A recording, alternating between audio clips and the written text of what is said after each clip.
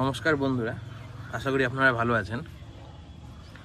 বহুদিন পর আপনাদের সামনে আবার এলাম একটা নতুন ভিডিও নিয়ে। অ্যাডেনিয়াম গাছ যেগুলো আমরা প্রায় অনেক দিনই হয়ে গেল, কারণ আমি সময়ের অভাবে এগুলোকে আর রিপোর্ট করে উঠতে পারিনি। প্রায় মাসখানেক হয়ে গেল। দেখুন গাছের ডগায় সব একদম পুরো নতুন কচি কচি পাতা চলে এসছে। গাছ একদম পুরো ঠিক আছে, কোনো অসুবিধা কিছু হয়নি। এবার আজকে এই গাছগুলোকে আমি সিন্ডিয়া মিডিয়াতে রিপোর্ট করব।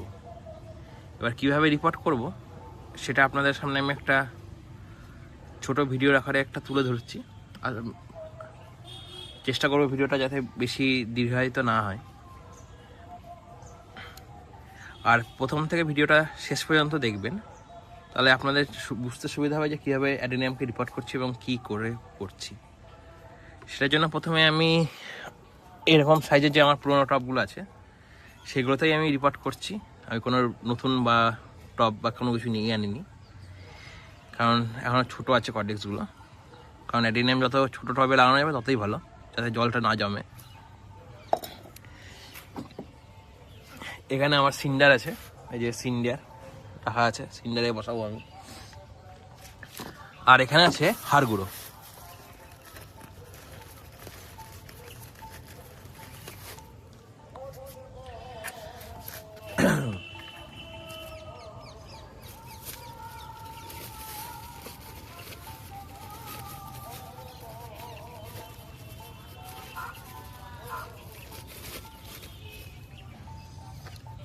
হাড় গুঁড়ো এটা ঠিকই আছে, মানে এমনি একটু আপনার মানে ছাতা টাইপের ধরে গেছে।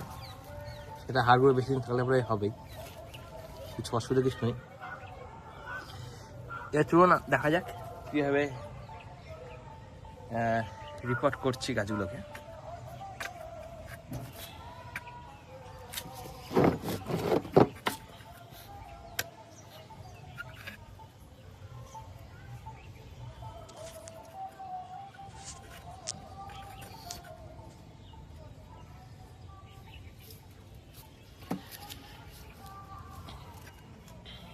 প্রথমে সিন্ডারে টবের যে এই যে ফুটো যেগুলো আছে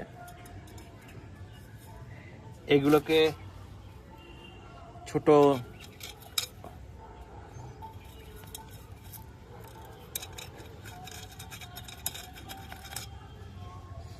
এই যে খোলামকুচি যেমন হয়, আমরা যেমন গোলাপ গাছের খোলামকুচি দিয়ে রিপোর্ট করছি বা অন্য গাছে দিই, ঠিক সেই একইভাবে এখানেও আমরা খোলামকুচি দিব।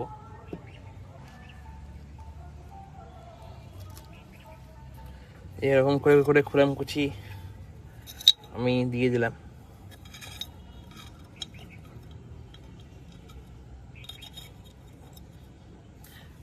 ছোট হয়ে যাচ্ছে, এই যে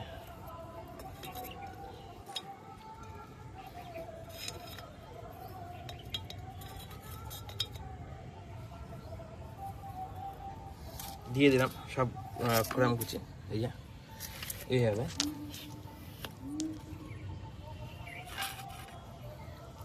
এবার কি করব, এবার হচ্ছে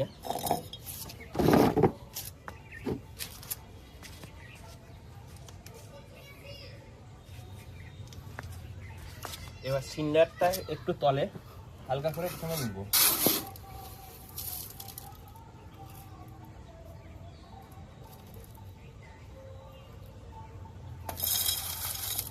এই সিন্ডার নিলাম এইভাবে,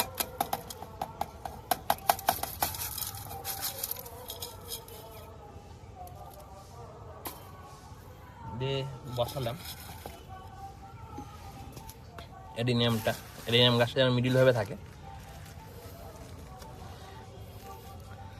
দিয়ে ঠিক এই যে আন্দাজে আপনারা দেখতে পাচ্ছেন, আমি কোনো মাথার কিছু দিয়ে মাপিনি। এরকম আমি অল্প করে হাড় গুঁড়ো নিয়ে আমি দিয়ে দিলাম।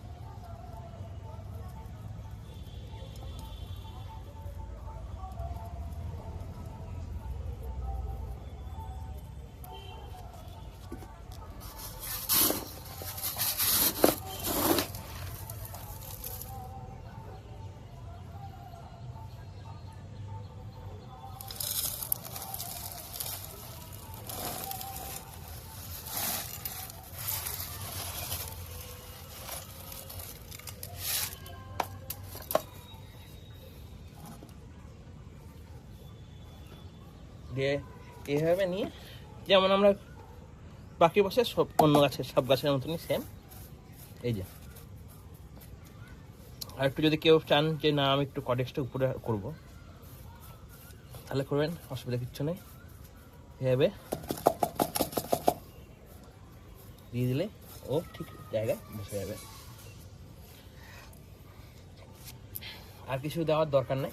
যা হাড়গুলো থাকলো এইভাবেই আস্তে আস্তে আস্তে আস্তে আস্তে ও থাকবে।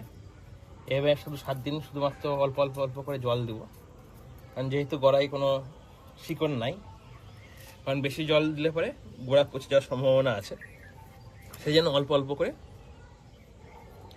গোড়ায় জল দিয়ে রাখবো। আর তারপর থেকে কী ফিডিং করছি বা কী করছি না করছি সেটা আমি আপনাদের সঙ্গে আরেকটা ভিডিওতে আমি নিয়ে আসবো, আপনাদের সঙ্গে আলোচনা করব। এবং দেখুন কোনো গাছটাতে যে আমি ফাঙ্গিসাইডের প্রলেপ বা কোনো কিছু দিইনি, সেই জন্য গাছটার কোনো অসুবিধা কিছু হয়নি এবং গাছটা ভালো আছে এবং গাছটায় নতুন কুচি কুচি পাতাও এসছে।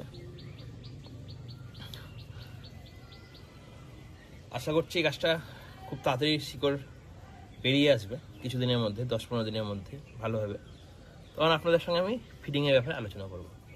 আর চেষ্টা করবেন অ্যাডেনিয়ামকে যতটা পারার খুব জল কন্ট্রোল করে দিতে। এটাই হচ্ছে অ্যাডেনিয়ামের গাছের মূল চাবিকাঠি। ধন্যবাদ।